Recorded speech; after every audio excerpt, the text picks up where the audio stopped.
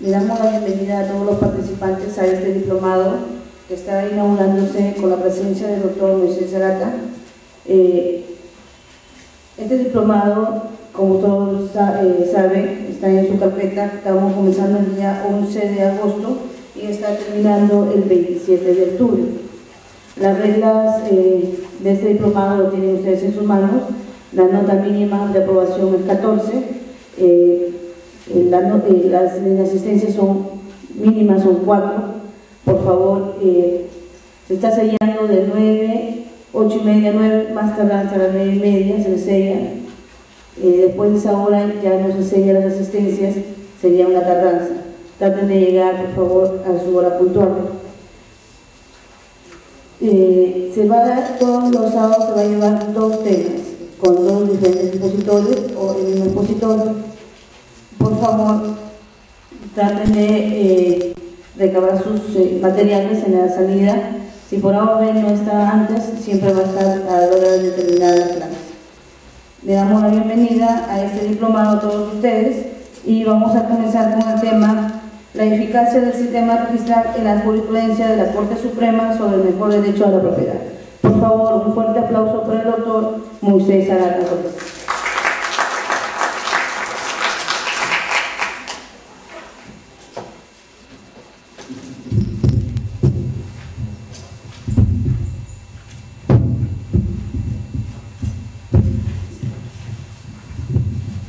Bien, buenos días a todos ustedes. Gracias por estar aquí a estas horas de la madrugada. El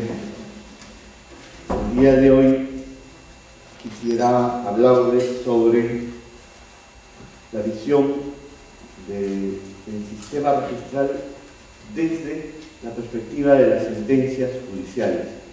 Esta es una aproximación que considero importante porque a estas alturas del desarrollo jurídico, no es posible sostener que a uno no le importe cómo resuelven los jueces, todo lo contrario, ¿no? Nos interesa saber cómo resuelven los jueces. Puedo no estar de acuerdo con lo que un juez resuelve, pero la jurisprudencia es el derecho vivo, es el derecho al cual me debo adecuar. Desde que nacemos, aprendemos a respetar ciertas reglas que las impone la autoridad. En casa, mamá dijo, no hagas esto porque si no, pues no ves televisión, porque si no, no usas el celular, en fin. Y entonces empezamos a predecir nuestras conductas. Si es que actúo de esta manera, puede ocurrir tal consecuencia. Bien, lo mismo ocurre cuando nos movemos en la sociedad. No solo los que actuamos en el ámbito judicial, sino todos los que actuamos en el mundo jurídico. Porque, por ejemplo, en el tema de no usas el celular, en fin, y entonces empezamos a predecir nuestras conductas. Si es que actúo de esta manera, puede ocurrir tal consecuencia. Bien, lo mismo ocurre cuando nos movemos en la sociedad. No solo los que actuamos en el ámbito judicial, sino todos los que actuamos en el mundo jurídico. Porque, por ejemplo, en el tema de fe pública registral, tenemos claro que la posición de la jurisprudencia particular de la Corte Suprema de la República es la de sostener que la fe pública registral supone una buena fe que alcanza no solo a los asientos, sino también a los títulos archivados, ¿no es cierto? Y esa es la posición, digamos, mayoritaria de la Corte Suprema. No hay un pleno casatorio sobre el tema, pero sabemos cómo actúa la jurisprudencia. Podemos no estar de acuerdo, repito, pero no puedo dejar de saber cómo se comportan los jueces. ¿Por qué? Porque en mi actuación práctica, el día que debo asesorar a un cliente sobre una compra de un inmueble, pues poco importan mis convicciones, importa cómo predeciblemente podría actuar la autoridad si es que se ventilara a futuro un proceso de nulidad de ese acto jurídico, ¿no? Y entonces, cuando ya uno está metido en el tema registral, inmobiliario, algo huele mal y pide el título archivado, ¿no? Hay cosas que en verdad, que se los confieso, ¿no? Yo estoy dedicado al tema, hay cosas que las paso, sí, ok, con el asiento, con la partida. No saco todos los títulos archivados, sí, pero hay cosas que ya sé que debo sacar. Hay algunas cosas que es mejor sacarlas, ¿no? Y si ven, por ejemplo, una escritura otorgada ante un notario que no es de la provincia en donde se registró el acto, hago algunas verificaciones adicionales, ¿no? Algo empieza a surgir en uno, ¿no? El olfato del comisario. Empieza uno a oler mal y dice, mejor miro el título archivado, ¿no? Y estoy seguro que mi cliente no me perdonaría no haber visto el título archivado y que le digan después que su acto es nulo y que eso le afecta a él y que él no tiene buena fe. Me diría, contraté contigo para que tú me aseguraras de que nadie dijera que no fui diligente. Y ahora la Corte Suprema está diciendo que yo no fui diligente, ¿no? ¿Okay? Entonces, de alguna manera, nos comportamos adecuando nuestra conducta a la forma en que la autoridad judicial resuelve los casos. ¿Por qué escogí el tema de mejor derecho a la propiedad para aproximarnos al sistema registral peruano? Porque hay varios temas en los que la jurisprudencia marca ciertas pautas, ¿no? Uno de esos temas, por ejemplo, es el que acabo de mencionar, la fe pública registral, que normalmente se analiza en los juicios de nulidad de actos jurídicos. ¿Okay? En otras ocasiones, por ejemplo, es interesante ver cómo se pronuncia la Corte Suprema en los juicios de nulidad de hipoteca. Cuando un cónyuge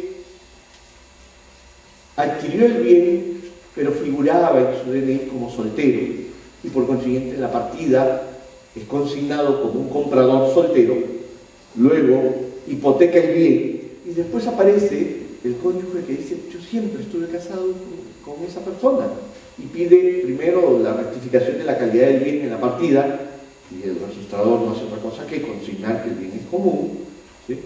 Ya el tribunal registral ha dicho que no, nada impide, el hecho que haya una hipoteca no impide que él consigne que el bien es común, porque otra cosa es el juicio que se va a ventilar, y luego inicia un juicio de nulidad de la hipoteca.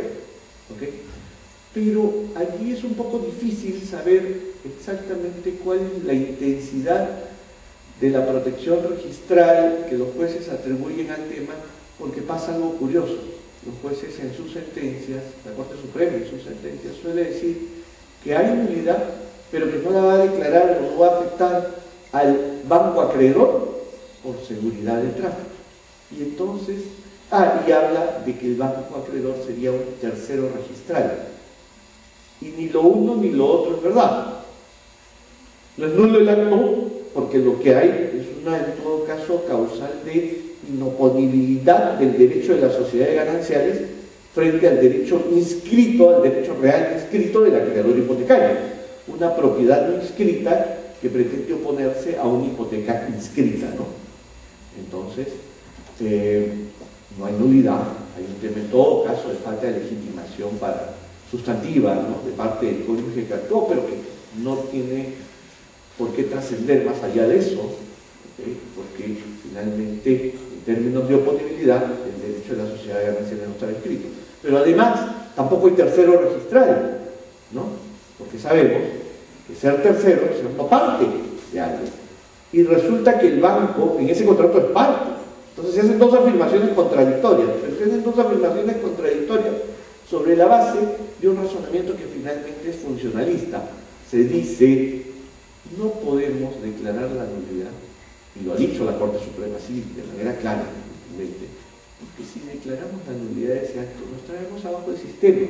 Las veces en que han declarado la nulidad de la hipoteca ha sido cuando han encontrado razones para advertir que el acreedor hipotecario no fue diligente, que no actuó de buena fe, que no actuó de manera diligente, no cuidó. Recuerdo un caso, por ejemplo, el de un banco que tenía como cliente a la sociedad conyugal por un lado y como constituyente de la hipoteca por otro lado. Claro, podrían ustedes decir, a veces el elefante no sabe qué pasa con su pierna derecha y su pierna izquierda. Sí, puede ser, pero es un elefante y es un solo cuerpo, ¿no? Y entonces la Corte Suprema, en ese caso, sí declaró la nulidad, porque dijo, debió advertir que eran casados.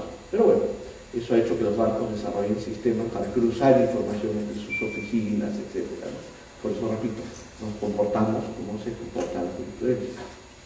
Otro tema bastante interesante en la jurisprudencia sobre cómo se debe entender el sistema registral es el caso del enfrentamiento entre el embargante con derecho inscrito frente al propietario que plantea una tercería de dominio, el propietario que no tenía inscrito su derecho de propiedad, ¿sí? Y en donde, de alguna manera, también no es posible saber cuál es exactamente la convicción que tienen los jueces sobre el tema del derecho registral, del sistema total, porque hay un factor distorsionante. Ese factor distorsionante, ¿cuál es? El segundo párrafo del artículo 2022, ¿no? El discutido segundo párrafo del artículo 2022 del Código Civil, que nos habla de la aplicación en esos casos del derecho común. Y bueno, la aplicación del derecho común ha llevado mayoritariamente a la Corte a considerar que debe ganar el tercerista, ¿no? Aunque no hubiera tenido su derecho inscrito. Esa es la posición mayoritaria de la Corte Suprema.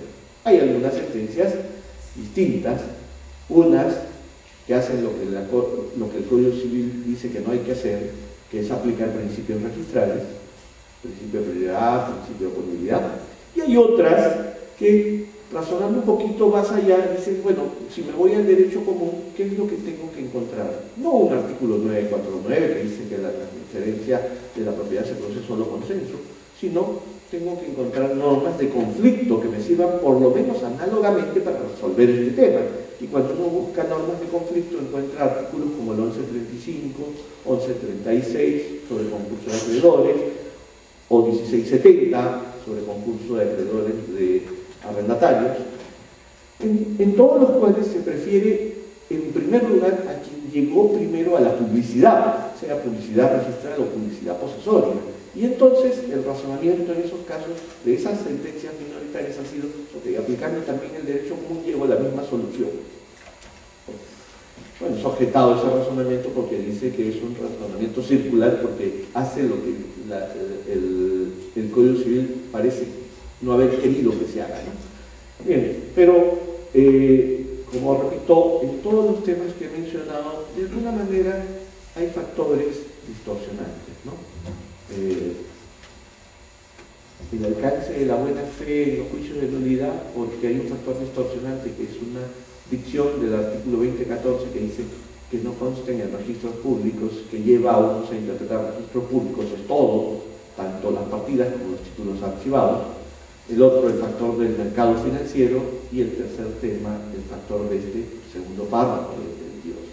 En cambio, en este tema del mejor derecho a la propiedad, como que las cosas, digamos, están limpias para ver cómo piensan los jueces que se aplica el sistema registral. ¿Sí?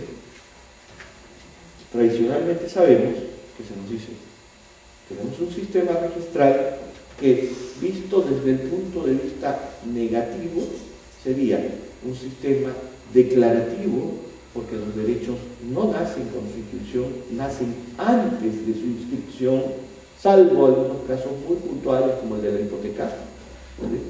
Y además un sistema no convalidante, porque la inscripción no sana los vicios, siempre es posible que alguien demande la nulidad del acto aun cuando esté inscrito, ¿no? Okay. Eso se dice del sistema registral, yo diría desde un punto de vista negativo, de lo que no hace el sistema registral. Pero más interesante en la doctrina es encontrar qué hace el sistema positivamente, ¿no? ¿Qué hace a favor del derecho inscrito? ¿Qué hace el sistema sistema para diferenciar, para darle un plus al derecho inscrito frente al derecho no inscrito. Y allí encontramos los llamados efectos sustantivos de la inscripción, ¿no? Que se construyen primero sobre un principio básico, fundamental, la presunción de conocimiento de las inscripciones. Todo se construye a partir de ahí, ¿no? Parto de que todos conocemos las inscripciones, que las inscripciones, como lo dice creo mejor el Reglamento General de Registros Públicos, no es que sean conocidas, sino afectan a todos, ¿no? Afectan a todos, alcanzan a todos con sus efectos. Sobre la base de ese factor se crea primero un efecto legitimante. Lo inscrito se presume exacto, cierto, legítimo, salvo rectificación o invalidación, ¿no? Principio de legitimación, que permite facilitar la prueba del derecho inscrito. ¿Okay? No tengo que exhibir todos mis títulos, me basta mostrar mi partida registral para acreditar mi derecho. Luego tenemos dos principios muy importantes, dos principios protectores, que vamos a volvernos a ver, que es el principio de oponibilidad, que me permite decir que aquel que inscribe su derecho primero sobre un bien respecto del cual otros exhiben títulos incompatibles, en principio es preferido frente a los demás. ¿Okay? El que inscribe primero es preferido frente a los demás en la discusión sobre derechos reales. Y luego el principio protector de la fe pública registral. Si existen vicios, deficiencias en la titulación, que no pueden ser advertidas de la información que registros públicos brinda, por un momento aceptemos la tesis de la Corte Suprema, tanto de los asientos como de los títulos archivados, no hay razón para que no se me proteja, salvo que yo tenga mala fe civil, salvo que yo tenga información extrarregistral y se me pueda probar que he actuado de mala fe, he actuado de manera no diligente. De eso vamos a volver a hablar cuando empecemos a ver cómo se comporta la jurisprudencia en estos casos de mejor derecho a la propiedad. Y les llamo mejor derecho a la propiedad, no como se rotulan los expedientes, mejor derecho de propiedad, porque no es que existe un mejor derecho de propiedad y un peor derecho de propiedad, existe un solo derecho de propiedad. El ordenamiento jurídico tiene que encargarse de asignar titularidades de manera clara. ¿Okay? Está claro que por el número de casos de mejor derecho a la propiedad que se ventilan en los tribunales, nuestro sistema no es bueno, nuestro sistema preventivo no ha sido bueno, ¿sí? Ocurren demasiados problemas para considerar que los mecanismos previos, como la seguridad notarial, la seguridad de registros públicos, no han funcionado adecuadamente, ¿no? Y se ha generado conflictividad. Pues bien, ¿en qué consiste este proceso? ¿Cuál es el conflicto? La Corte Suprema ha definido, me parece muy bien en esta casación, ¿cuál es el conflicto?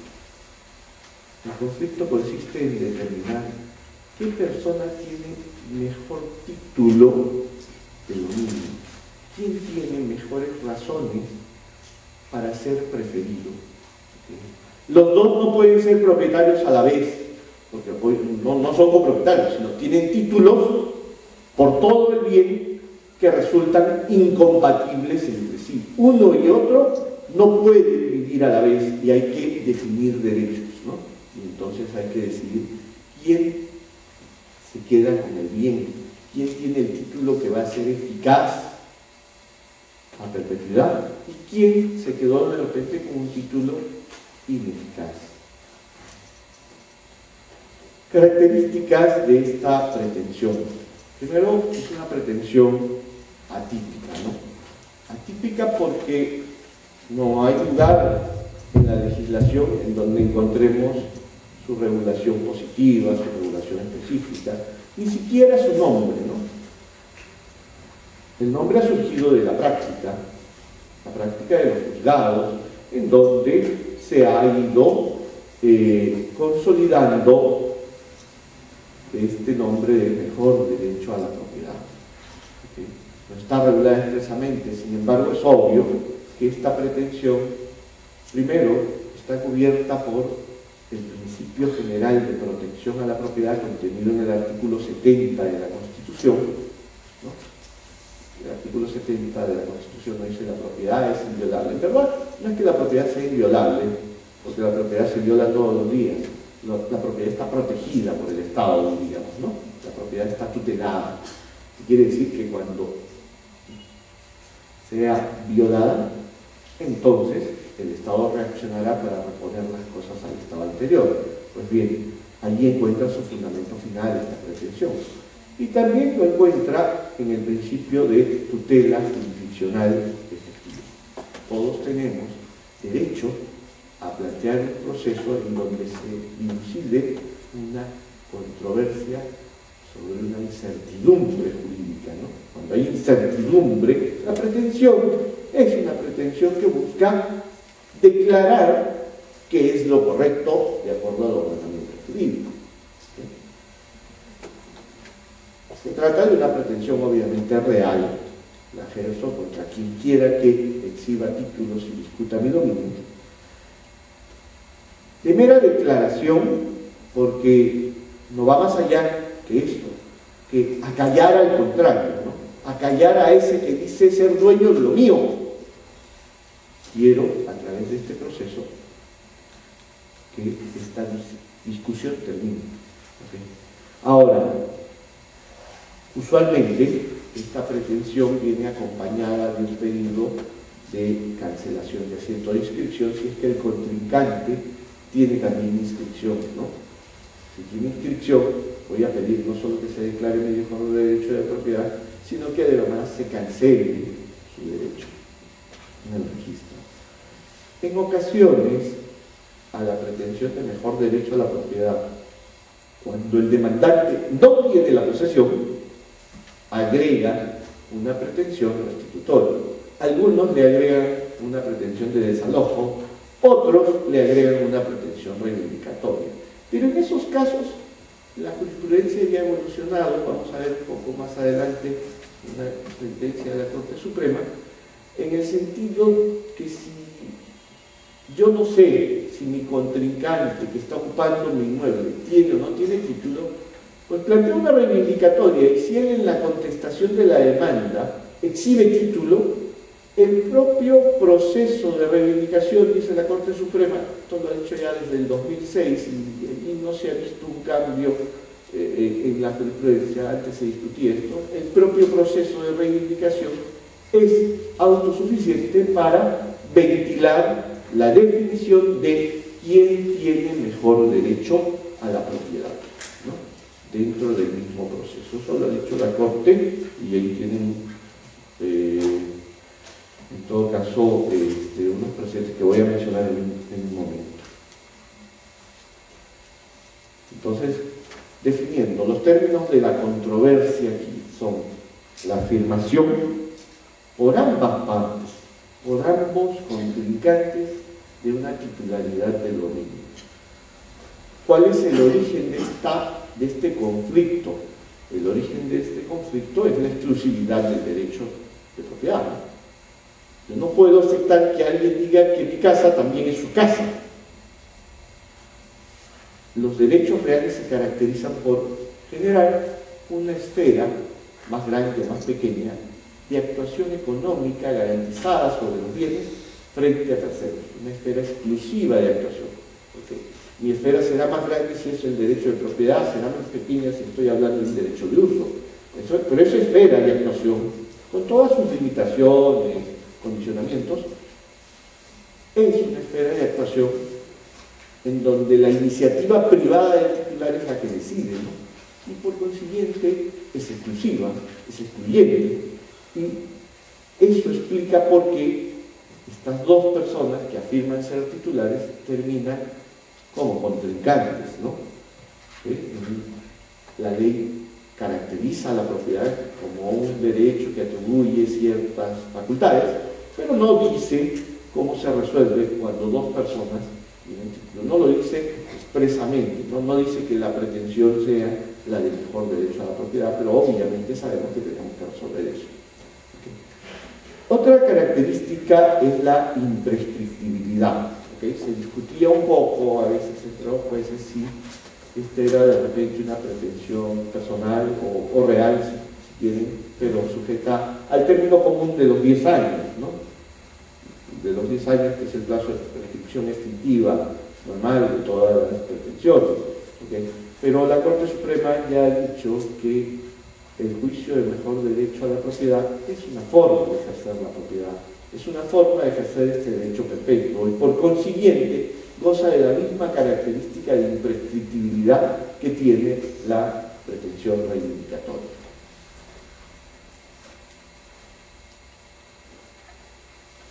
¿Cuál es la relación, y esto era algo que les estaba adelantando, ¿no? ¿Cuál es la relación entre reivindicación y mejor derecho a la propiedad?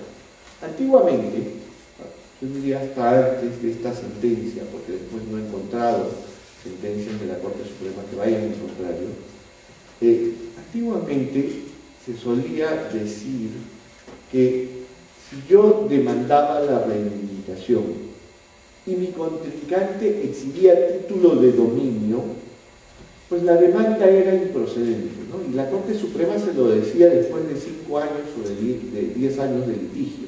Le decía al demandante, improcedente tu demanda porque tienes que definir previamente o simultáneamente quién tiene mejor título para ser el propietario y luego pretender como consecuencia de ello la reivindicación. Es decir, volver a tu reivindicatoria en una accesoria a una pretensión que sería principal, la de discutir quién tiene el mejor derecho a la propiedad. Desde esta sentencia quedó claro que ya no hay incertidumbre en la Corte, quizás sería bueno que la Corte convierta esto en un pleno casatorio, ¿no? Pero ya no hay incertidumbre en el sentido de que debe dilucidarse, en ese caso, dentro del mismo proceso de reivindicación, quién es quien tiene el mejor derecho a la propiedad, ¿no? La casación, quizás abundando en razones, se excede un poco, creo yo, en la última parte que está en azul, en donde dice la Corte Suprema que la pretensión de mejor derecho a la propiedad sería una suerte de parte integrante de la misma acción reivindicatoria, ¿no? Eso creo que es un exceso, son dos pretensiones distintas. Lo que pasa es que si es que hay una reivindicatoria, en la reivindicatoria es una pretensión de condena, pero toda condena presupone una afirmación, presupone una comprobación del dominio, ¿no? Para después condenar a la otra parte a restituir la posesión. Por eso es que creo yo que se excede la Corte cuando nos dice que allí que la reivindicación comprende el mejor derecho a la propiedad. Creo que no es cierto, creo que está comprendida dentro de simplemente la protección a la propiedad y tiene su independencia. Pero bueno, esto es importante en todo caso porque ha marcado una pauta ya sobre la forma en que se conducen los jueces. Por allí hay algunos jueces que dicen, sí, pero cuidado que lo debemos tener nosotros también los abogados cuando defendemos a alguien, ¿no? Si se va a presentar un caso, si se diera el caso que al demandar reivindicación la otra parte afirma ser titular y exhibe títulos, hay que cuidar de fijar en los puntos controvertidos que se va a debatir quién tiene mejor título para la propiedad, porque si no, después la otra parte puede alegar violación a su derecho de defensa, porque va a decir se me está condenando sin que esto haya formado parte de los puntos controvertidos, ¿no? Y digo que hay que tener cuidado porque es muy común en nuestra práctica judicial que a veces los jueces, ¿sí?, se limiten en las audiencias a decir puntos controvertidos si tiene derecho a la reivindicación. Eso no es punto controvertido, ¿no es cierto? Pero en la práctica a veces por rapidez, por la carga procesal, lo que fuere, se repite esto, ¿no? Punto controvertido, si tiene la condición de precario, tiene derecho a desalojarlo. Eso no es punto controvertido. Puntos controvertidos son aquellos hechos en los cuales las partes no están de acuerdo. Lo que pasa es que esa tarea es un poco más larga, ¿no? ¿Sí? En este proceso de mejor derecho a la propiedad, está claro que no se discute la validez de los títulos. No está en discusión si tu título fue bien otorgado o no fue bien otorgado. Está en discusión si tu título y el mío, al enfrentarse, pues cuál de ellos tiene mejores razones para vencer al otro. ¿Sí? Hay un tema de oponibilidad. La Corte tiene claro este tema en el sentido de que no se discute la nulidad y, sin embargo, para efectos de decir qué es lo pertinente, que lo pertinente no son las normas del artículo 219 o 140 del Código Civil, sino lo pertinente son otras normas, como el artículo 2016, o el 2013 que sirve de presupuesto, o el 2014 que no me parece muy pertinente, o el 1135 que sí resulta pertinente, concurso de acreedores, dice, esta discusión no aplica normas sobre validez del negocio, sino normas que tienen que ver con conflictos de derechos reales. ¿Okay? Aunque se olvidó mencionar el 2022, olvidó mencionarlo, ¿no? Una de las cosas más difíciles en esta distinción que tiene que haber entre el tema de validez de los títulos y el tema de oponibilidad es que arrastramos de alguna manera el fuerte peso de una regla que no está escrita en nuestro derecho positivo, pero que no está en la lógica de nuestra mente y que muchas veces nos lleva a no advertir el real sentido del conflicto. Me explico. Esa regla, esa vieja regla lógica, que está en nuestra mente, consciente o inconscientemente, es la de el nemo plus iuris, ¿no? Nadie puede dar un derecho que no tiene, ni dar mejor derecho que el que tiene. ¿Okay? Esa regla, que suena lógica, que suena coherente, responde, yo diría, hasta una forma ideológica en la que actúa el derecho para presentarnos a sus instituciones. El derecho ha sacralizado la propiedad. El derecho nos dice que la propiedad es este derecho sacrosanto que va por todo el mundo imponiéndose y estableciendo sus reglas. Y entonces muchas veces pensamos que la propiedad de hoy tiene su origen en Adán y Eva, que la propiedad de hoy responde a una cadena histórica en donde eslabón tras eslabón podemos llegar hasta el origen del hombre, o de la sociedad por lo menos, ¿no? Y entonces pensamos que la propiedad es una secuencia lógica. Y la verdad no es cierto.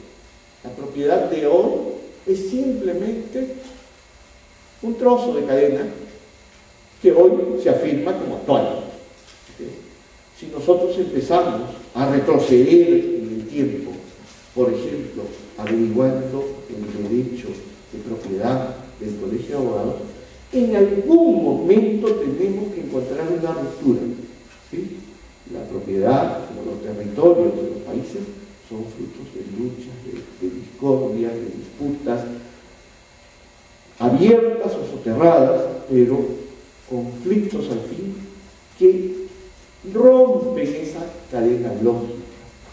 Esa cadena lógica no existe. La propiedad simplemente es una afirmación que responde a las necesidades de la sociedad. Sí, por cierto, responde a la necesidad de una sociedad como la nuestra y de muchas otras sociedades, ¿no? Esa afirmación que dice, esto es mío, aunque yo no esté aquí para cuidarlo, ¿no?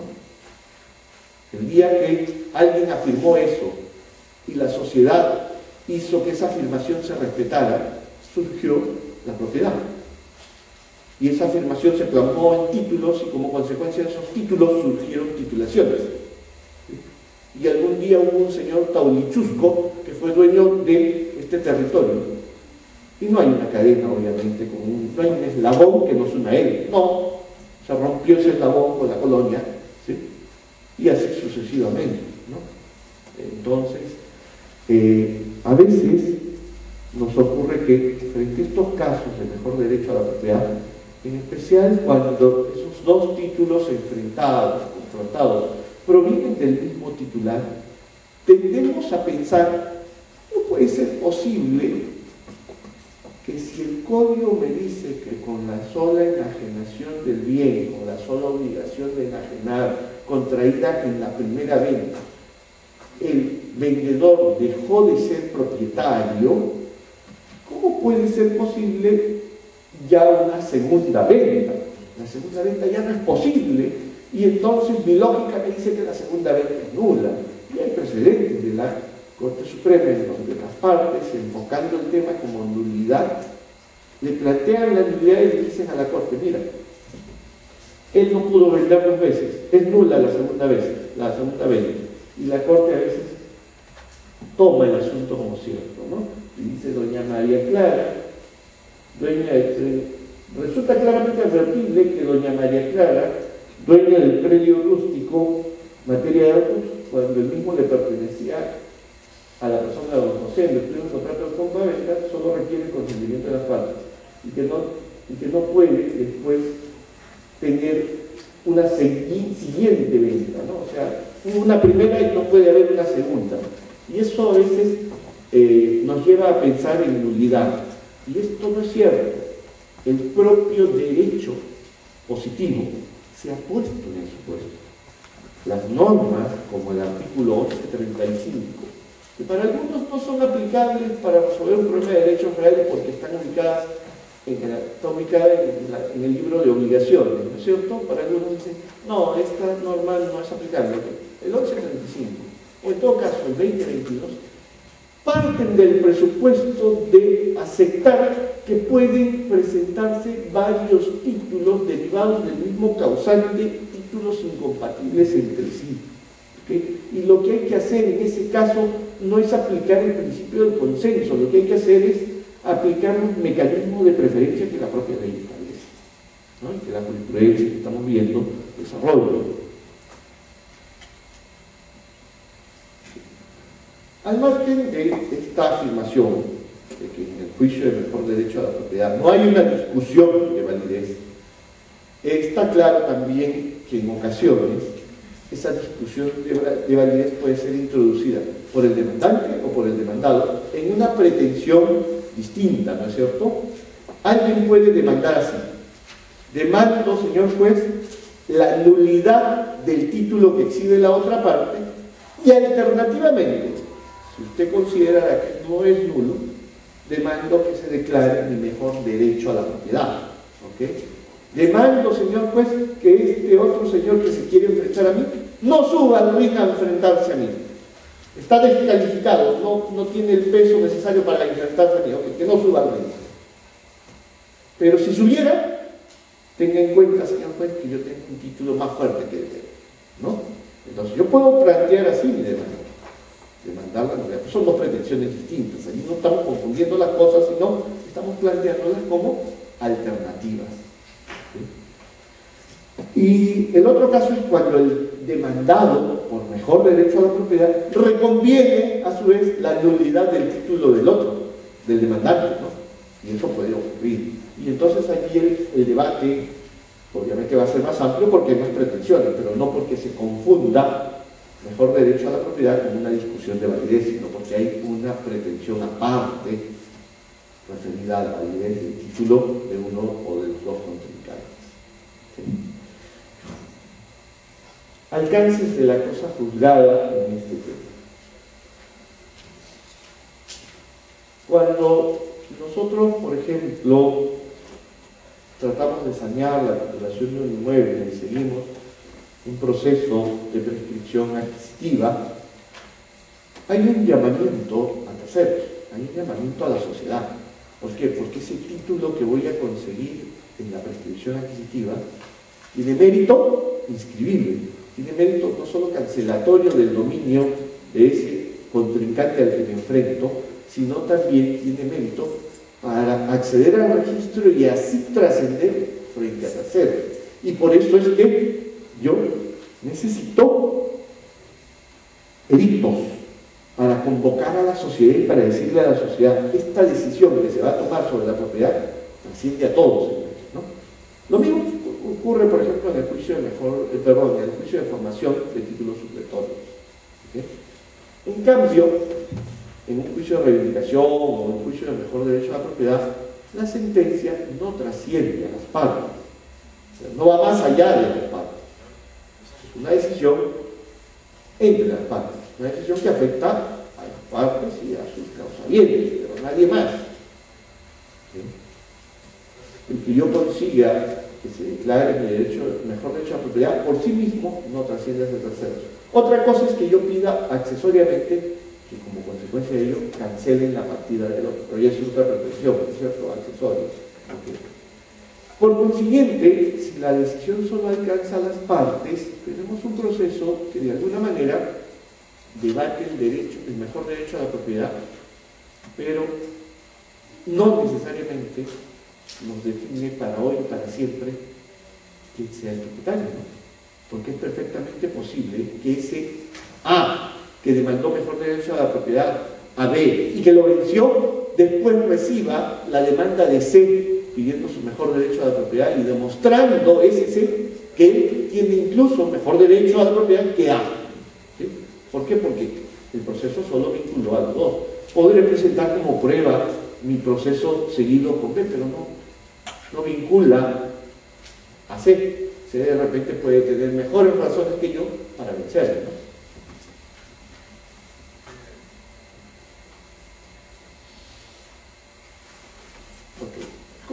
¿Cómo se vincula este tema? Ya vamos entrando a cómo se vincula este tema con la percepción que tienen los jueces del sistema registral. ¿Cómo funciona nuestro sistema de transferencia de propiedad? ¿Cómo actúa el sistema de transferencia de propiedad, ¿no? Tenemos, como sabemos, un sistema consensual, un sistema en el que hemos decidido que con la sola obligación de enajenar, en principio se produzca la transferencia de propiedad, y mucha gente compra con un documento privado, hace una compra verbal y nada impide que ejerzan su derecho de propiedad. Lo ven ustedes al agricultor, de repente, sembrando la tierra, ¿sí?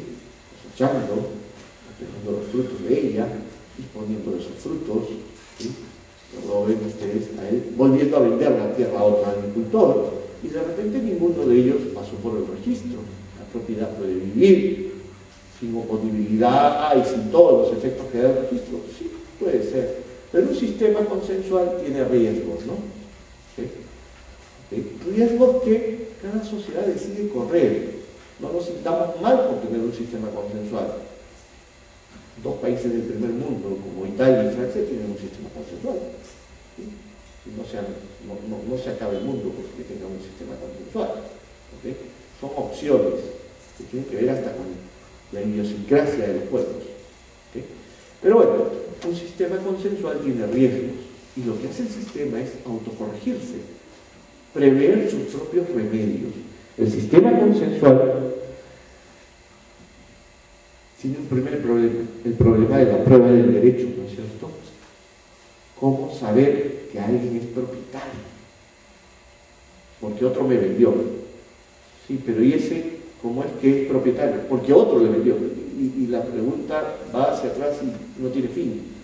O llega a una adquisición originaria, ¿no? Entonces, ¿cómo se le da racionalidad a ese problema de probanza de la propiedad? ¿Sí? La probanza de la propiedad es mucho más complicada que la probanza de la posesión, porque la posesión finalmente son hechos tangibles. La probanza de la propiedad son afirmaciones, documentadas o no, son afirmaciones.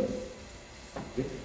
Entonces, un primer problema propio de este tipo de sistemas es la clandestinidad de las transferencias. Las adquisiciones, ¿sí?, ocurren de manera clandestina. ¿Por qué? Porque entre uno de ustedes y yo, esta mañana podemos, conversando, celebrar un contrato de compraventa y yo venderle el inmueble y él adquirir la propiedad del inmueble. Sí, pero ¿cuál es el riesgo de esa posibilidad? El riesgo de esa posibilidad es que yo salga de aquí y este camino, después de esta exposición, a una notaría yendo a firmarle la venta a otra persona y además que ayer también haya vendido el mismo bien a otra persona, ¿no? Ese es el riesgo de la clandestinidad, el riesgo llamado de la doble venta, ¿no? Entonces, yo que estoy comprando hoy, no sé si tú eres infiel y me estás vendiendo lo que ya vendiste ayer o lo que incluso vas a volver a vender más tarde. ¿Okay? El segundo riesgo de un sistema así como este es el riesgo de la nulidad. Yo reviso documentos hacia atrás, puedo ver escrituras públicas, puedo ver que Juan le vendió a Pedro, pero lo que jamás podrá decirme esa escritura pública es que Juan fue a la notaría intimidado por Pedro y declaró ante el notario que quería vender, ¿cierto? Y ese acto puede ser nulo. Okay, la nulidad tiene un problema. La nulidad se trae abajo todo lo edificado sobre ella, ¿no? La nulidad, se dice, tiene un efecto en cascada. Se trae abajo todo lo construido sobre ella. Entonces son dos riesgos que eventualmente pueden ocurrir, ¿no? Y entonces, ¿qué inventó el legislador francés que inventó el sistema consensual como remedios frente a esos riesgos? Estos son los remedios antiguos que, por cierto, no están derogados, siguen funcionando, ¿ok? Unos remedios antiguos que eran, primero, la prueba por indicios. Ellos decían, por ejemplo, en su práctica jurisprudencial, los franceses tenían, bueno, si alguien aparece en el catastro municipal como propietario y el otro no aparece, eso es un indicio de que este es el propietario. La prueba por presunciones de hombre. Si alguien aparece exhibiendo títulos continuos, secuenciales, este debe ser el propietario. El otro que me dice que es propietario, pero que me dice que no es por el consenso, no, prefiero confiar más en la prueba a la que me lleva la experiencia de pensar que las personas normalmente documentan sus títulos. ¿Okay? Otra prueba era incluso, y la tenemos todavía vigente en nuestra norma positiva, ¿no? La presunción posesoria, ¿no? Bueno, el que tiene posesión se presume propietario. Incluso tenían unas reglas que decían, si alguien se enfrenta al invasor de hoy, pero prueba que tuvo posesión antes de él, lo va a vencer porque se presume que él tenía propiedad antes que este que se ha metido, ¿no? Entonces, así era como probaban propiedad, y habían dos elementos un poquito más contundentes. La prescripción instintiva, ¿no? Si un acto tiene más de 10 años, bueno, en ese entonces, para el código, y hasta hoy para el código francés, más de 30 años, ¿no? Yo digo, nadie puede, al margen de que de repente haya algún vicio de nulidad, como el título tiene más de 30 años de viejo, si me piden la nulidad, deduciré la excepción de prescripción extintiva. En nuestro derecho decimos, si me piden la nulidad después de 10 años, deduciré la excepción de prescripción extintiva. Pero la prueba más fuerte y la prueba más fehaciente, no derogada todavía en nuestro sistema, y que nos sirve todos los días, es la prescripción adquisitiva. La prescripción adquisitiva le viene a dar racionalidad a esos trozos de cadena, ¿no? A ese trozo de cadena actual. ¿Sí? Yo razono así.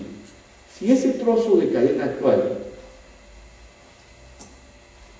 no tuviera un origen legítimo, tuviera un origen espurio, y otro de otro trozo de cadena anterior viniera a reivindicar el bien con su pretensión imprescriptible y todo, yo simplemente diría que el vendedor de hoy es propietario o por los títulos o por la prescripción adquisitiva, porque en el peor de los casos ese trozo de cadena que he estudiado yo tiene la antigüedad que pide la ley para la prescripción adquisitiva larga, ¿no?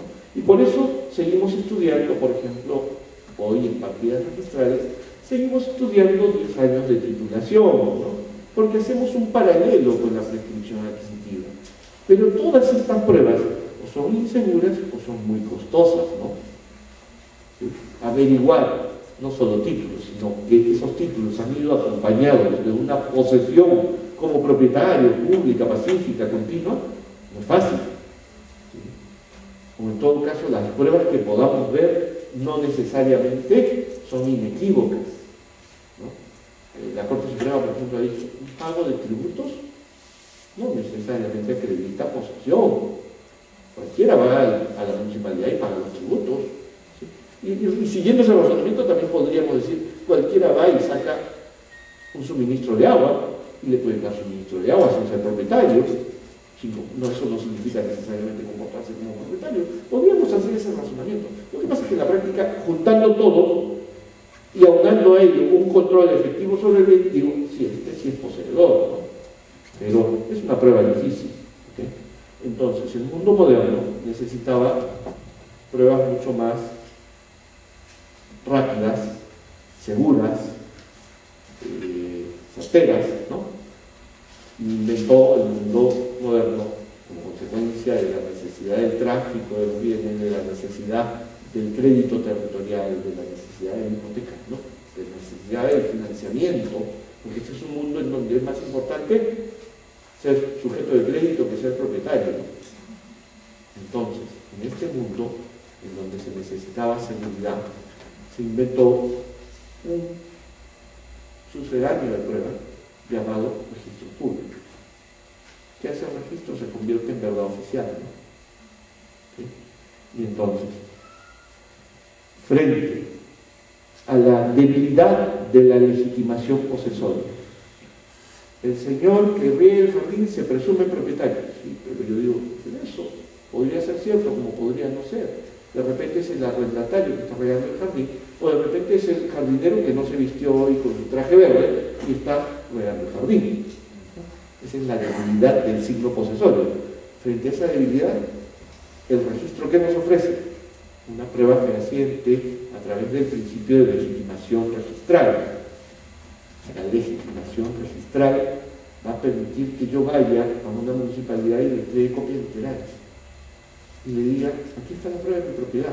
Y tu título, no necesitas ver mi título, basta mi partida registral. ¿Para qué quieres ver mi título? ¿Qué te importa? Aquí está mi prueba de la propiedad. ¿Okay? Otro remedio moderno para los problemas de probanza y para los problemas que tienen los riesgos del sistema es el principio de oponibilidad frente a terceros interesados en el bien. Los terceros que puedan querer competir conmigo respecto de la adquisición del bien y quieran tener derechos sobre el bien, pues no los veo, ¿no?, en un sistema consensual.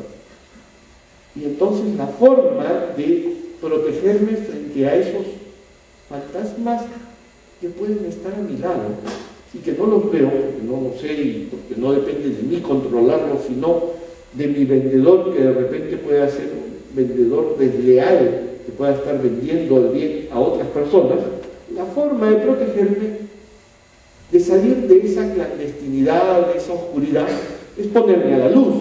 ¿Y cómo me pongo a la luz yo? Yendo al registro, publicitando mi derecho y diciendo, bueno, yo ya llegué, acá estoy, en este podio registral, estoy yo. ¿Me ven ustedes? Sí. Ok. Si alguien cree tener algún derecho, llegó tarde, ¿no? Principio de oponibilidad registral que cura el problema de clandestinidad, con todos los efectos que pueda tener, pero es un remedio pensado para el problema de clandestinidad. Y el otro principio sumamente importante es el principio de la protección al tercero registral de buena fe. No puedo saber, tendría que hacer casi una investigación policíaca y aún así, con todo, nunca tendría la certeza de que el estudio de la titulación tiene por resultado que no hay vicios. No, eso no lo puedo afirmar. Puedo decir que de los documentos que he visto se desprende que no hay vicios, sí, pero los vicios no necesariamente salen de los documentos, ¿no? Entonces, el registro viene a ayudarme ya no contra los fantasmas de hoy que compiten conmigo en el mundo oscuro de la clandestinidad, sino contra los fantasmas del pasado, ¿no? Si del pasado surgiera algún vicio y alguien pretendiera invocarlo para traerse abajo todo el edificio construido sobre la base de las inscripciones registrales, yo le voy a decir, podrán declarar la nulidad de esos actos, pero todos ellos se caerán, menos el mío, porque yo soy un tercero registral de buena fe. Obviamente, la ley me va a poner los niveles de exigencia para poder gozar de esa protección, y me pide no simplemente tener un título inscrito, me pide, ¿no?, además de la buena fe, me pide tener una adquisición a título oneroso de quien aparecía en el registro como facultado y que además inscriba mi derecho para cerrar el círculo de protección, ¿no? Entonces, todos estos remedios modernos lo que hacen es facilitar la probanza del derecho de propiedad, la probanza y acreditación del derecho de propiedad. No obstante ello, el sistema se ha ido construyendo algo así como una roca metamórfica, ¿no? Se ha construido con sedimentos del pasado sobre los cuales han venido nuevos elementos a incorporarse a él. Y entonces no es una roca como una roca ígnea de un solo material, no. Todo está allí mezclado y hay que entenderlo en su contexto y hay que entender las cosas en su dimensión. Esas son las debilidades de nuestro sistema, ¿no? Muy fácil, diría alguien, entonces pasemos a un sistema constitutivo y resolvemos todos los problemas, ¿no? Así dicen los idealistas. Pero eso no es tan simple como dictar una ley y decir a partir de hoy, señores, el sistema es constitutivo. ¿Por qué? Porque hay que tener en cuenta la realidad del país. Porque hay que tener en cuenta que no tenemos, por ejemplo, un sistema registral basado en un catastro confiable. Entonces, ¿cómo convertir simplemente en únicos propietarios y indiscutibles propietarios a partir de hoy a los que tienen derecho inscrito? Segundo, hay que hacer cultura registral y hay que bajar los costos de la formalidad. ¿Sí? El gran problema de hoy, por ejemplo, en materia inmobiliaria, en los temas de propiedad informal, ya no es llegar al asentamiento humano para aprobar un plano de trazado y lotización y darles títulos a los invasores o los ocupantes, en fin, de los inmuebles. No, el problema de hoy es el problema de la informalidad de los segundos actos. ¿Cuáles son los segundos actos? O sea, ese señor Juan y esa señora María, que en los años 90, ¿sí?, después de luchar por su propiedad 30 años, y cuando ya ellos tenían de repente 50 o 60 años, si ustedes lo buscan en las partidas, ese lote 5 de la manzana K del asentamiento humano, Señor de los Milagros, pues lo van a encontrar todavía ellos. Claro, en la partida no se encuentran a ellos. Estamos en 2012. Pero se van al inmueble y con toda seguridad encuentran a otra persona. ¿Y esa persona qué les cuenta? Que es el sobrino que le compró a sus primos y que sus primos a su vez heredaron a sus tíos. ¿Y dónde están tus primos? Están en el extranjero. Ok. Y entonces esa persona se pregunta, ¿qué hago cuando quiere insertarse en el mundo moderno? ¿Qué hago para hipotecar mi casa? Le dicen, bueno, tienes que regularizar la titulación, ¿no? ¿Y por qué no se hizo antes? No porque para hacer la sucesión intestada costaba 700 o 900 soles y mi primo dijo que no estaba dispuesto a sacrificar el sueldo de un mes de trabajo para hacerlo, ¿no? Entonces el problema son los segundos actos, ¿no?, que no están inscritos. Ese es el problema de la informalidad de hoy, ¿no? Entonces, no todo es perfecto. Los problemas actuales también tienen otras incluso en el mundo formal tienen algunas contingencias que hoy nos han salido, ¿no?, como consecuencia de el control catastral que hemos establecido para los actos de inmatriculación o de modificación de la descripción física de los predios. Hoy hemos, por así decirlo, levantado la alfombra, ¿no?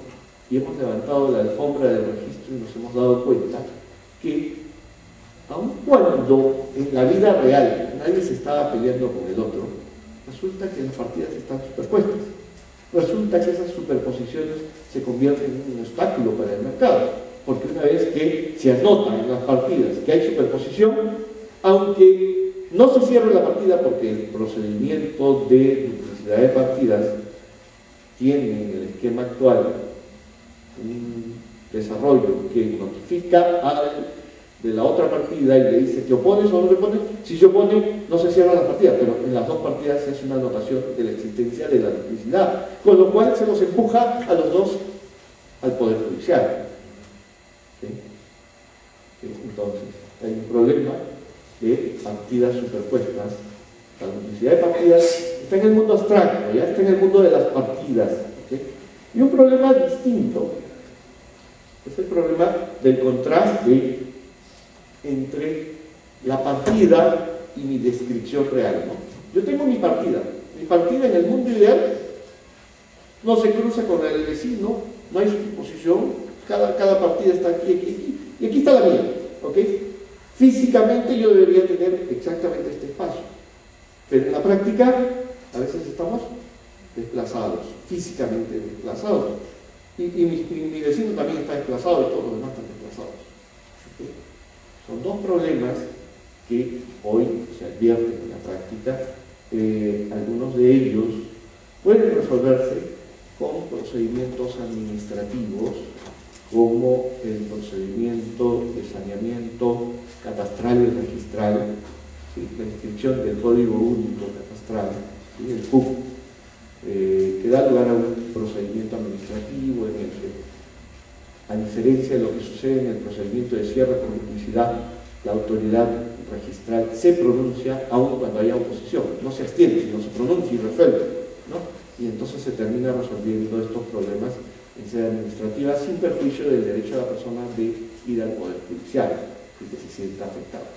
Pero ahí hay algunos mecanismos mismos que supongo en el curso de este diplomado serán desarrollados por los especialistas en la materia, ¿sí? Pero regresemos a nuestro tema. ¿Cómo ve la Corte estos temas? ¿Qué supuestos podemos tener? Podemos tener primero título no inscrito versus no título no inscrito, ¿no? Dos contrincantes, ninguno de los cuales tiene inscripción. Eso es perfectamente posible. ¿Sí? Y esos dos títulos pueden provenir del mismo causante o pueden provenir de historias paralelas, ¿no? También podríamos tener un conflicto entre un título inscrito versus un título no inscrito. ¿Sí? No es común que el demandante, si el que tiene el título inscrito tiene la posesión, no es común que demande. Como diría el título inscrito, lo que haría es decir, bueno, te la haga después, pero a mí no me importa, yo ya estoy en el registro, ya soy el titular. No es común que él inicie la discusión. En esos casos, lo común es que el del título no inscrito cuestione, ¿sí?, la oponibilidad de aquel que tiene el título inscrito.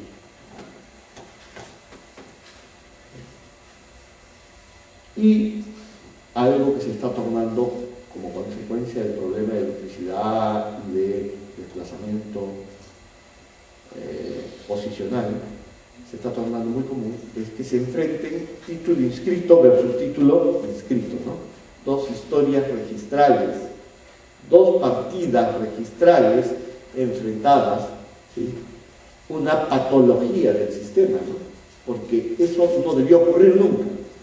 ¿Sí? Pues, pero un sistema que no tenía un control catastral del acceso al registro, simplemente tenía que dejar pasar.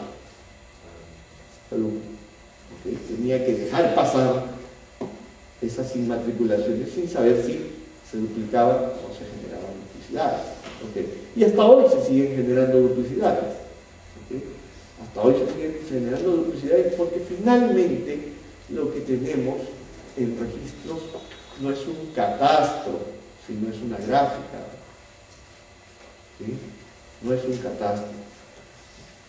En todo caso se puede decir que aquellas áreas que fueron trabajadas por el PET o por COFOPRI tienen en todo caso un mejor sustento catastral, pero las demás, las áreas correspondientes al centro de las ciudades, han sido levantadas a mano alzada, como diría un ingeniero, ¿no? ¿Sí? Había uno dibujando y otro dictando la literalidad para hacer ese dibujo catastral que a veces el registro nos presenta como informe catastral. Bien. ¿Qué es lo que debe probarse en el proceso de mejor derecho a la propiedad para poder obtener una sentencia favorable? ¿Qué es lo que según la Corte debe producirse, lo que se deduce de la jurisprudencia?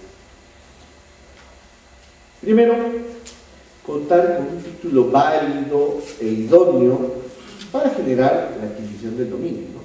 Contar, por ejemplo, con una compraventa, contar con un título de dación en pago, una permuta, una donación, ¿no? Un título idóneo para transmitir dominio. Si yo tengo un título de usufructo, no le puedo plantear a alguien un mejor derecho a la propiedad, ¿no? En un caso dijo la Corte exactamente eso, ¿no? Los demandantes no acreditaron con prueba idónea tener título suficiente y eficaz para acreditar el derecho de propiedad. O sea, ¿de qué estamos hablando? Dijo la Corte, ¿no? Si no tienen título de propiedad, ¿qué mejor derecho a la propiedad pueden plantear?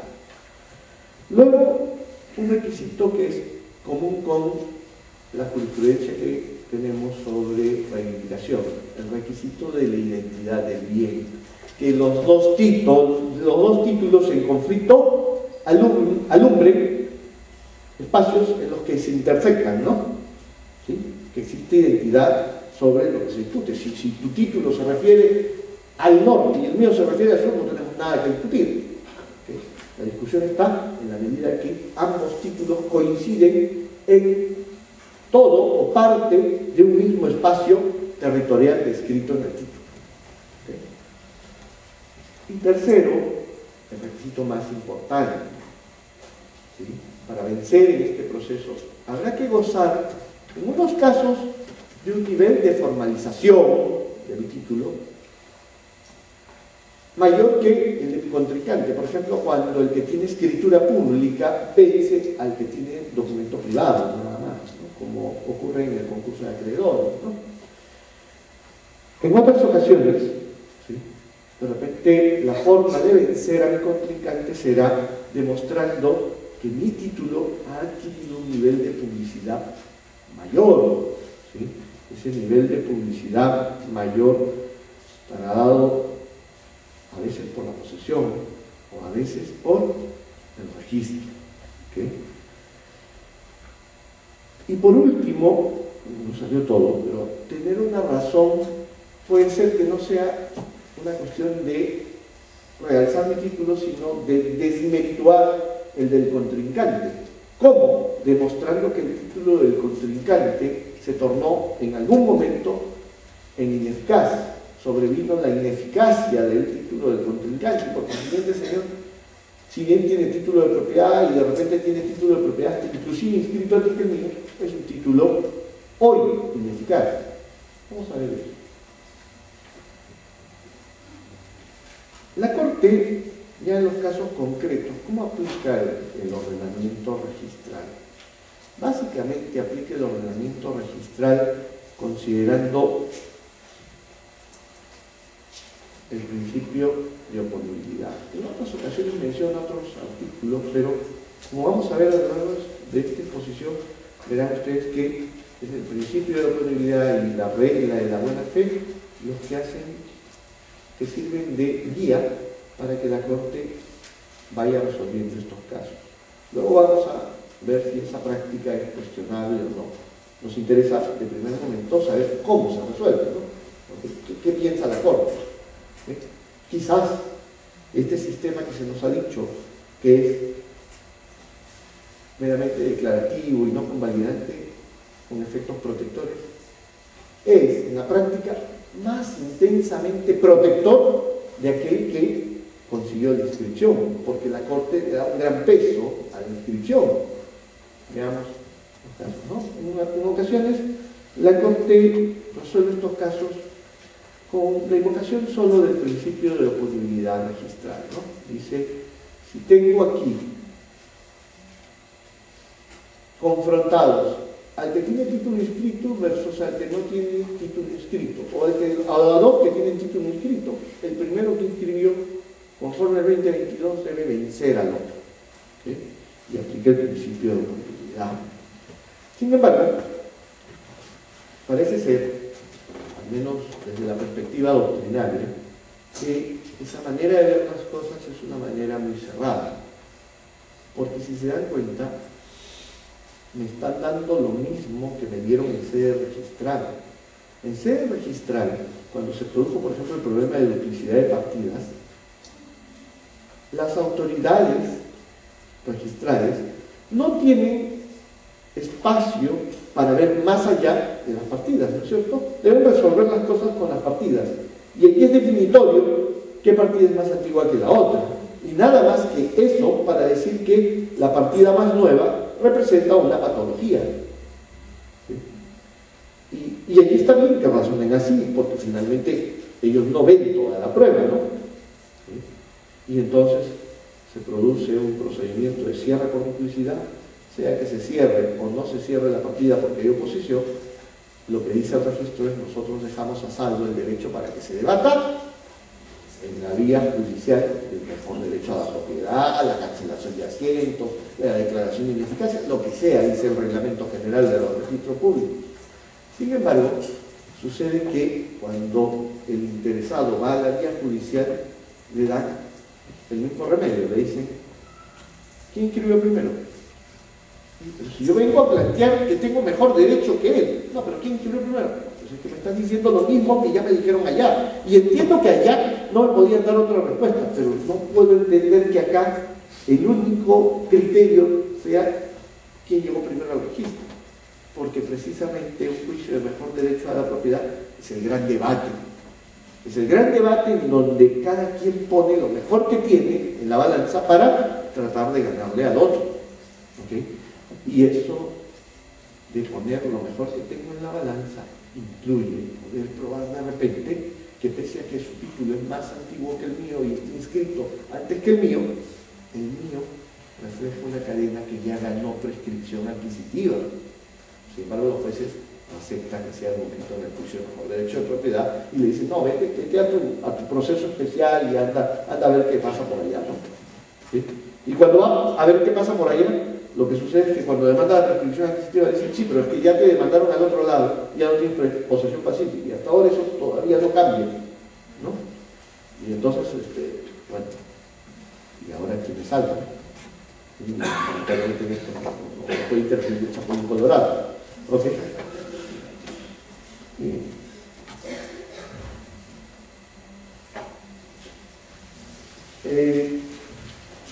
En otras ocasiones, la Corte invoca en simultáneo múltiples principios. Miren ustedes, por ejemplo, en este caso, invocó, por ejemplo, el 2014. Y el 2014 no tiene nada que ver con una discusión de mejor derecho a la propiedad, porque el 2014, como hemos visto, está referido, aplica para los casos en los que se está discutiendo, por ejemplo, la nulidad de un acto, ¿no es cierto? No la oponibilidad, no la discusión de si mi derecho es más potente que el tuyo. ¿Sí? ¿Okay? El 2012 es una base de todo el registro. El 2017, el 2017, el 2016 son principios vinculados a la prioridad, al tracto sucesivo, pero finalmente el pertinente es el 2022, ¿no? Pero en ocasiones la Corte prefiere meter todos y decir: bueno, todos estos principios registrales me ayudan a decidir en favor de quien primero se asentó en el registro público. Nuevamente, ¿no? Es el criterio de preferir al que primero llegó al registro público. Y creo que parece exclusivo, ¿no?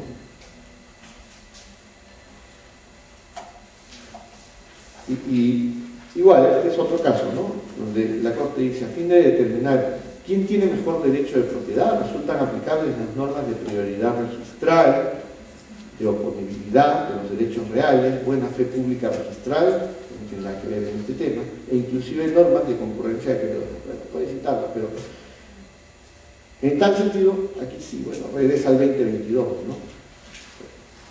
Lo que aquí se percibe es una fuerte potencia de la inscripción para vencer al contrincante, ¿no?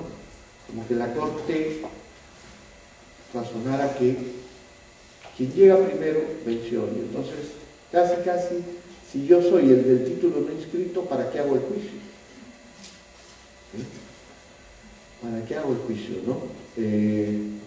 Es verdad, el registro es hoy, ¿sí?, la prueba moderna de la propiedad, pero no lo es todo.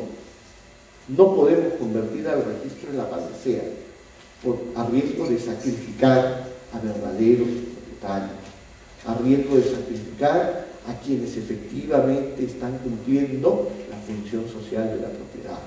Miren ustedes, por ejemplo, en Lima existen muchas urbanizaciones superpuestas totalmente a títulos antiguos de familias que en los años 20 o en los años 30 lograron del Estado adjudicaciones que incluían los cerros y todo, hasta la punta de los cerros, decía, ¿no? Hasta la divisoria del cerro, el mirador, es la propiedad de la familia fulanita de tal. Y esos títulos, ¿okay?, están allí en registros públicos. Pero, ¿qué pasó después? El propio Estado peruano causó el problema. ¿Qué hizo el Estado peruano? Declaró la reversión de las tierras seriasas, ¿no? Distintas leyes dictadas desde los años 50, 60, 70 fueron utilizadas por los gobiernos de ese entonces para obtener recursos territoriales a efectos de hacer su reforma agraria gratis. ¿Por qué? Porque unos terrenos se expropiaron, ¿sí?, y por eso se pagó tarde, mal y nunca.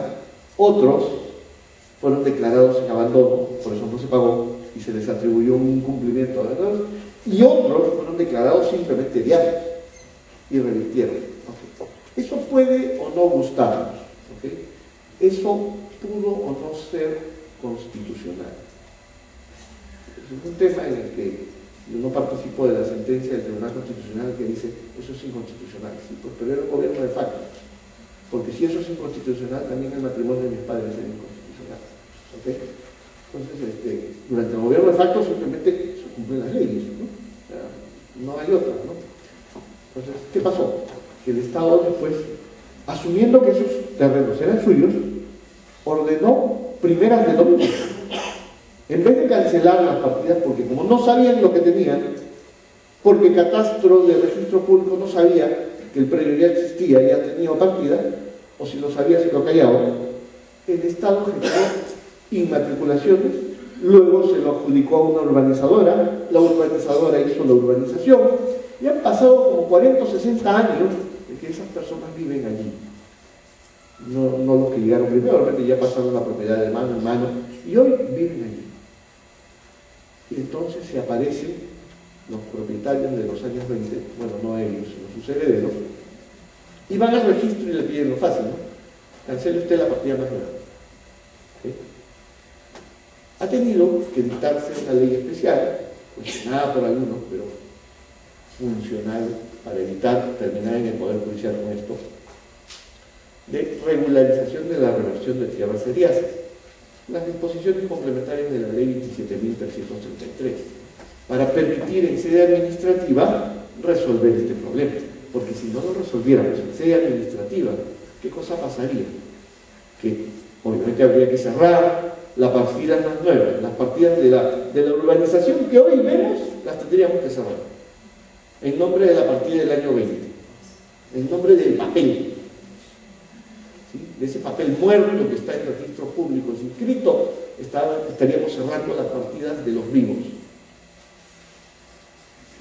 No vivos de sabidos, sino vivos que ejercen la propiedad, de aquellos que están haciendo uso de la función social de la propiedad. Ha tenido que dictarse una ley porque si no, terminaríamos cerrando las partidas y discutiendo en el Poder Judicial, todos esos propietarios de las urbanizaciones discutiendo mejor derecho a la propiedad. Y con la práctica judicial que tenemos, en donde no aceptamos que se pruebe la prescripción adquisitiva dentro de la reivindicación o dentro del mejor derecho a la propiedad para probar que se ha extinguido el derecho del contrincante, ¿qué pasaría? Simplemente que terminarían reivindicando sus propiedades desde el año 20, esos que se quedaron calladitos en el año 70 cuando les quitaron la propiedad. Entonces, aquí hay un tema muy importante. El registro no lo es todo, el registro no puede resolver todo. Es importante su función para la dinámica patrimonial, para el tráfico jurídico, pero no podemos ver en el registro la solución de todos los problemas.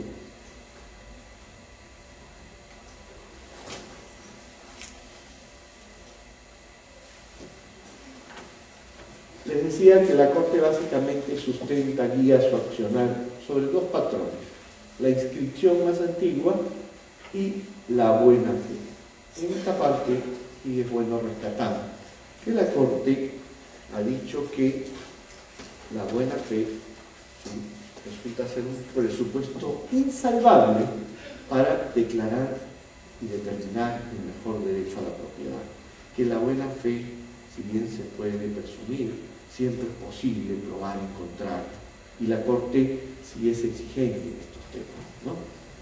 ¿Por qué? Fíjense ustedes por qué es importante esta parte de la posición de la Corte. Porque el artículo 2022, que es el que más se cita en estas sentencias, en ninguna parte dice que esté condicionada la aplicación de la punibilidad a la buena fe. Sin embargo, todos sabemos que no existe principio registral, ¿sí? No existe principio registral que pueda ser aplicado en favor de quien actúa de mala fe. Ningún principio registral debe ser aplicado a favor de quien actúa de mala fe, ¿sí? No puede ser posible que, por ejemplo, alguien, ¿sí?, sabiendo, conociendo que alguien compró un bien con minuta y no inscribió su dominio, adquiere el bien, lo ponga en escritura pública, inscriba su derecho y después diga, bueno, mi derecho es oponible. Y se le puede probar, se conocía, el día de ayer estaba en un grado y el caso era más o menos así, ¿no? Era una asociación que había comprado un segundo piso de un inmueble en Arequipa, una asociación de un club departamental, había comprado con minuta, ¿okay? Pero esa asociación estaba allí desde hacía 30 años, primero como usufructuaria y después como propietaria. Y el dueño de la propiedad, el que le había vendido el segundo piso, solo había firmado con ellos una minuta de compraventa con pacto de arras. Y después el dueño le da en anticipo de legítima a su hijo, y su hijo le da a su primo la propiedad, le transfiere la propiedad por una compraventa, y en esa compraventa demanda. Después de esa compraventa, el primo demanda la reivindicación del bien, ¿no? Y entonces el juez de primera instancia, con mucho criterio, viendo las pruebas, porque en la declaración de parte, el propietario que reclamaba la reivindicación aceptó que él vivía en el primer piso hacía 30 años, ¿sí? Había aceptado que él había vivido en el primer piso 30 años y que conocía que efectivamente estaba ocupada la propiedad. Es más, su título decía la propiedad está ocupada, decía sí, pero mi derecho es oponible. Pero no, si era tan fácil ser diligente, ¿no? Tocar la puerta y decirle, oigan, ¿ustedes por qué están aquí? ¿Qué me hubieran dicho? Estamos, porque hemos comprado, acá está nuestra minuta, no la hemos registrado, pues somos propietarios, ¿no? Y entonces no había buena fe. Después, guiándose de indicios, declaró infundada la demanda, porque se dio cuenta que era una manera de burlarse del contrato de compraventa que había hecho esa familia a favor de ese club. Sin embargo, la Corte Superior revocó esa sentencia y declaró fundada la demanda porque consideró que simplemente estaba inscrito, ¿no? Entonces, en nuestra práctica judicial, a veces el peso del litigio es muy fuerte, está más allá de este control de buena fe que debe hacerse. Y el control de buena fe no es solamente decir vi partidas, vi títulos archivados. La buena fe finalmente tiene un sustrato de honestidad, que es común a cualquier tipo de buena fe. No puede haber buena fe allí donde hay torpeza, allí donde hay negligencia, allí donde hay descuido, allí donde lo evidente, ¿sí?, es cambiado por una consulta a registros públicos. No, señor. Allí no puede haber buena fe, allí no puede haber protección, allí no puede haber el principio de oponibilidad. Entonces, la Corte, con buen criterio, yo creo, ha señalado que es un requisito para oponer un derecho inscrito tener buena fe, ¿no? En distintos casos, yo he fijado ahí hasta 3 casos, es la necesidad. Entonces, seguía por estos 2 criterios ya como resumen, ¿no? Concurrencia de buena fe e inscripción en el registro. Me parece mal limitar la discusión solo a eso, a la inscripción previa en el registro y a la buena fe, porque de verdad que en la práctica podemos tener a 2 contrincantes de buena fe. Los 2 compraron de quien aparecían registros en sus respectivas partidas como propietarios, y los 2 actuaron simplemente de buena fe. Obviamente no había forma de saber que existía otra partida. ¿Sí? Entonces, ¿qué es lo que también ha reconocido la Corte? Otra cosa que ha reconocido la Corte es que, por excepción, miren, el propietario con derecho inscrito antes podría ser sacrificado por el propietario con derecho inscrito después, si es que se demuestra que el derecho primeramente inscrito devino en ineficaz. Este era un caso de tierra seriaza. Entonces, el propietario de la partida muy antigua, de los años 20, demanda el mejor derecho a la propiedad al adjudicatario de la Dirección General de Reforma Agraria. Eran partidas duplicadas, obviamente. El Estado había abierto una inmatriculación para esas tierras seriazas y le había transferido el dominio primero a la Dirección General de Reforma Agraria y esta le había adjudicado a un beneficiario de la Reforma Agraria. Entonces la Corte dice, pero en ese caso el derecho más antiguo se tornó ineficaz como consecuencia de las leyes de reducción de tierras seriazas. Lo que no se admite en la práctica judicial es la prescripción adquisitiva. Y aquí hay todo un tema que lleva a pensar que finalmente casi estaríamos en términos prácticos en un sistema en donde presupuesto, inscripción y buena fe, casi la inscripción termina siendo constitutiva, ¿no?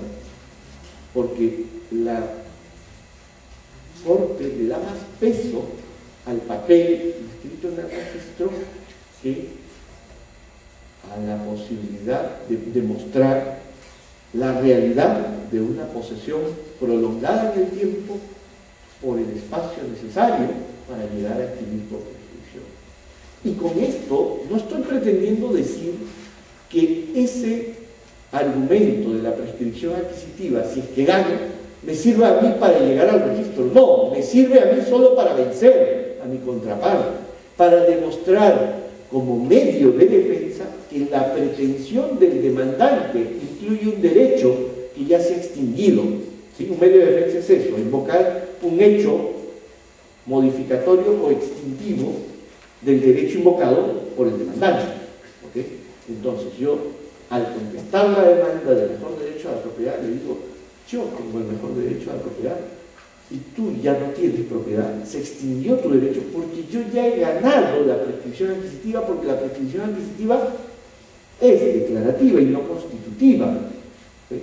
Pero este razonamiento no es aceptado por la Corte. Los pronunciamientos normales de la Corte Suprema suponen que en el juicio de mejor derecho a la propiedad se ventilan títulos entendiendo por títulos documentos. Y en verdad, aquí el título que yo estoy invocando es el título que me da la ley de decir que soy propietario después de 10 años de poseer un bien. Con título, sin título, de buena fe, de mala fe. Señor, le he probado el plazo exigido por la ley para la prescripción. Declare usted que no, que ya no existe el derecho de contrincante, de demandante. Pero esto no se acepta, ¿no? ¿Por qué? Porque se confunde la prescripción como medio de defensa con la prescripción como modo de adquirir, que tiene su proceso especial y que conduce obviamente a una sentencia que se inscribe. Pero eso es otra cosa. Allí yo lo que estoy pretendiendo es dirigirme a la sociedad. Señores, quiero que la sociedad me reconozca como el nuevo propietario. Por eso publico unos edictos. Pero acá solo quiero una sentencia interparte que le diga a mi contrincante que ya no me puede vencer, que yo ya gané por prescripción. Porque así le damos racionalidad, funcionalidad al sistema registral. Porque el sistema registral no puede ser papeles muertos en un archivo que terminen venciendo a quien hace 10 años está en la posesión ejerciendo. ¿Sí? Entonces, en la práctica no ocurre esto, ¿no? Los jueces dicen, no, ese argumento de la prescripción adquisitiva, por un lado dicen, no es declarativa, y por otro lado dicen, en todo caso, háganla valer en el otro proceso, ¿no? Y ya sabemos qué pasa cuando va al otro proceso. Le dicen, no, si ya te iniciaron juicio, no tienes posesión pacífica y por consiguiente ya no puedes prescribir. Y siguiendo ese razonamiento, quizás el señor Paulichusco o sus herederos podrían aparecer y reivindicar la Lima, ¿no? Pero bueno, así es como se comporta la justicia. ¿Cómo debería resolverse este conflicto? Ya regresando a la etiología del conflicto, regresando a los supuestos y para ir terminando las posiciones esta mañana sobre este tema. Yo tengo titulaciones no inscritas confrontadas. Obviamente estoy en la hipótesis de un sistema consensual puro, en donde lo que tengo que aplicar son los remedios antiguos, ¿no? Aplicaré presunciones, indicios, aplicaré legitimación posesoria, usaré la prescripción extintiva, adquisitiva. Todos esos remedios tendrían que solucionar este problema. Perfectamente posible en un país en donde no toda la propiedad inmobiliaria está inscrita, ¿no es cierto? La extinción del derecho del demandante por efecto de la prescripción ganada por el que tiene el título no inscrito. Si ya ganó por prescripción, ¿sí? Preguntémonos cuál es la solución más justa en un país que no tiene un sistema constitutivo. Y en el otro supuesto, título inscrito versus título inscrito, ¿okay? También la solución sería similar a la anterior, solo que en este caso estaríamos hablando de que el que prescribe estaría prescribiendo secundum tabula, ¿no? Porque no, tiene una partida que cuenta una historia. ¿Okay? Bueno, enfrentaríamos a las dos partidas, probaríamos posesión, y quien pruebe prescripción, quien sea el prescribiente de hoy, ese debería de ganar. ¿Okay? Si no se prueba la prescripción, obviamente va a primar la regla registral. ¿Y por qué es esto así? Porque el artículo 952 resuelve el tema claramente. Quien adquiere la prescripción, ¿sí?, la adquiere de pleno derecho, y lo único que hace es ir al Poder Judicial para que se declare, pero tiene ya el derecho ganado, ¿sí? Y la propiedad se extingue, entre otras causales, por prescripción por otro, ¿no? Entonces, eso es lo que debería ser, ¿okay? Ya sabemos que en la práctica judicial nuestra Corte, básicamente, resumiendo, se guía por oponibilidad registral sumada a la buena fe y acepta en algunos casos que se pueda probar la ineficacia sobreviviente del título del primeramente inscrito, ¿no? Este es más o menos el resumen de cómo actúa nuestra Corte, que no amplía el debate en el mejor derecho de la propiedad a la prescripción adquisitiva como medio de defensa del demandado. ¿Okay? Entonces, una reflexión final sobre este tema es que desde hace un buen tiempo se ha tornado importante para todos saber, conocer cómo actúa la jurisprudencia. Podemos no estar de acuerdo, como dije al inicio, pero debemos conocer cómo actúa. Podemos discutir sus razones, pero no podemos vivir sin saber cómo razonan. Eso significa que nuestra tarea de abogados es mucho más compleja. Sí, ya no solo tenemos que aprender la ley, ya no solo tenemos que conocer la doctrina, también tenemos que conocer la jurisprudencia. Y es importante ver que en el país, hoy en día, los jueces citan a los autores de la doctrina y los autores de la doctrina citan la jurisprudencia. Eso retroalimenta la experiencia jurídica. Probablemente dentro de unos años, ojalá estemos hablando de líneas distintas de pensamiento. Probablemente, si nos esforzamos en hacer este debate, si nos esforzamos en contrastar las simples ideas dogmáticas con la práctica diaria de los tribunales, sean judiciales o administrativos, vamos a retroalimentar la experiencia jurídica, vamos a lograr que las cosas se vayan reflexionando y se vuelvan a pensar y de repente cambie la manera de ver las cosas. Solo así un país puede decir que tiene un derecho desarrollado y no simplemente un derecho importado. ¿Sí? Es lamentable ver cómo a veces en ciertos temas hemos importado normas, pero como no las hemos importado con su correspondiente doctrina y jurisprudencia que las entiende, las entendemos como nos da la gana. ¿Sí? ¿Sí? Clamoroso el caso, por ejemplo, de la causal de nulidad por falta de manifestación de voluntad. ¿Cómo se entiende en la práctica eso que en la doctrina europea está clarísimo? Pues acá se entiende como se quiere. Se entiende como no intervención de quien debió intervenir. Y a eso no es a lo que se refería la doctrina extranjera, ¿no? Y entonces hemos importado las leyes sin su correspondiente doctrina y sin su correspondiente jurisprudencia. Esas leyes allá tienen sentido en la medida que viven inmersos dentro de un sistema que interactúa. Lograr ese propósito, lograr esa interacción entre el legislador, el juez y el doctrinario, es el propósito que debemos tener. Es el propósito al que debemos ir para lograr tener un derecho moderno, sólido, certero, predictible, ¿sí? Con soluciones justas. Muchas gracias por su atención. Gracias.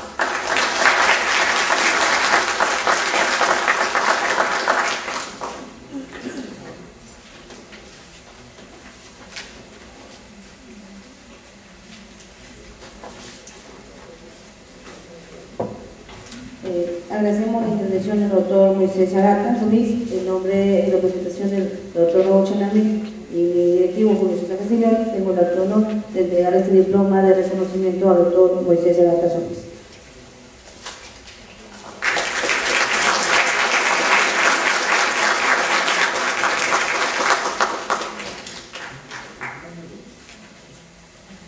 Muchas gracias a todos.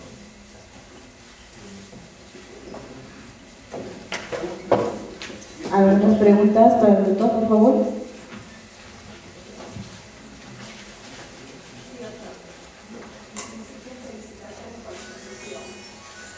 Yo quería preguntarle si en un juicio de prescripción adquisitiva se puede transferir la propiedad del demandado. Se puede vender ese predio que está en litigio. ¿Qué consecuencias podría traer para el demandado? Si el demandado puede venderlo a condición, obviamente, de que establezca que está en litigio, ¿no? Esa debería, para evitar ser denunciado incluso por delitos casos, ¿no? Aunque no haya estafado, porque en realidad todos sabemos que le ha dicho al otro que el bien está en litigio, con toda seguridad, cuando las cosas para el otro no funcionen, lo va a denunciar penalmente. Entonces debería, claro, decirlo, y ese se convertiría en el sucesor procesal. Lo que debe de haber hecho el demandante más bien es pedir la anotación de su demanda para evitar que actos como esos terminen haciendo ineficiente el proceso de prescripción adquisitiva, porque cuando llega la sentencia al registro, el registrador le dice: sí, pero esta sentencia se ha pronunciado contra el demandado Juan, pero aquí en la partida yo veo que Juan ya no es propietario. Espere. Entonces el demandante debe cuidar de anotar su demanda, ¿sí?, para que esas transferencias no la afecten. Y por su parte el demandado, si quisiera disponer de ese derecho que está en litigio, pues debería dejar constancia en el acto de que está transfiriendo un derecho litigioso para no verse expuesto a una eventual denuncia por el tribunal. En la práctica pasa que ninguno hace ni uno ni lo otro. El demandante a veces no anota su demanda y después tiene problemas para escribir su sentencia, y después terminamos teniendo jueces que le dicen al registrador: inscríbela, no importa que haya un tercero. Pero esa no es una solución justa, porque finalmente hay a partir de un tercero que no fue incorporado al proceso, que debió serlo, ¿no? ¿Por qué? Porque no se anotó la demanda, ¿no? Sí. Doctor, una consulta. Tomando en consideración que para efectuar la reivindicación de un bien inmueble tiene que estar plenamente identificado, y tomando en cuenta que este bien forma parte de un bien indiviso, es decir, un área de terreno que no se encuentra dividido, ¿podría funcionar la reivindicación en ese sentido o no? Tomando en consideración que en registros públicos solamente aparece inscrito un porcentaje de derechos y acciones a favor del comprador, pero del testimonio de escritura pública dice que se encuentra representado por un lote de terreno determinado. ¿Funcionaría la acción reivindicatoria en ese sentido? Ok, allí lo que pasa es que las partes han creado dos mundos, ¿no? Uno, el mundo de lo registrable, que es la transferencia de los derechos y acciones, que me convierte en copropietario de ese predio total. Y hay un mundo paralelo que, por más que conste en la escritura pública, no ha trascendido al registro, porque no tiene mérito inscribible hasta que no se independicen las porciones, que es decir: y ese 20% está situado aquí. Ningún copropietario tiene derecho a situar su porción, salvo que haya partición, que requiere una unanimidad. ¿Ok? Entonces hay dos mundos. En el mundo ideal, en el mundo abstracto, soy copropietario. Si se presenta un problema con la posesión, cualquier copropietario, dice el artículo 279, puede ejercer las acciones de defensa de su propiedad. Y una acción de defensa de la propiedad es la prescripción, la reivindicatoria contra el que ocupe indebidamente esa parte del bien. ¿Okay? Lo que no puede suceder, y ahí tendría que después un poco entrar al fondo del tema, es que de repente ese copropietario al que le dijeron: tu porción está aquí, después pretenda desalojar a los demás. Los otros le dirían: bueno, si son ellos mismos, le dirían: no, somos copropietarios, y como copropietarios tenemos también derecho de usar. En todo caso, ve y pídele al juez que regule el uso. Y allí el juez se daría cuenta del mundo que está abajo, ¿no?, de cómo está distribuido físicamente el uso entre esos copropietarios. Unos están aquí, otros están allá.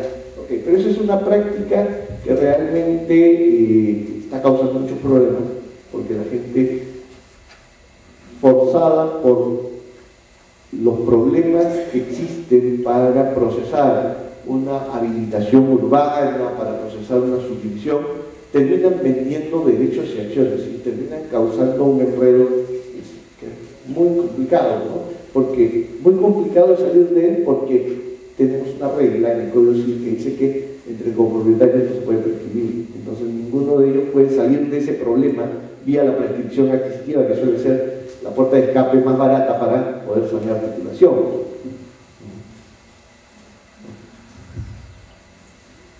Bien, si no hay más preguntas, les agradezco muchísimo su atención.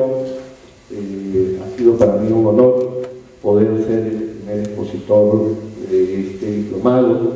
Ojalá que ustedes aprendan mucho de él, y los felicito por dedicar parte de su tiempo de descanso a capacitarse, a estar al día con las cosas, en buena hora con ustedes. Muchas gracias.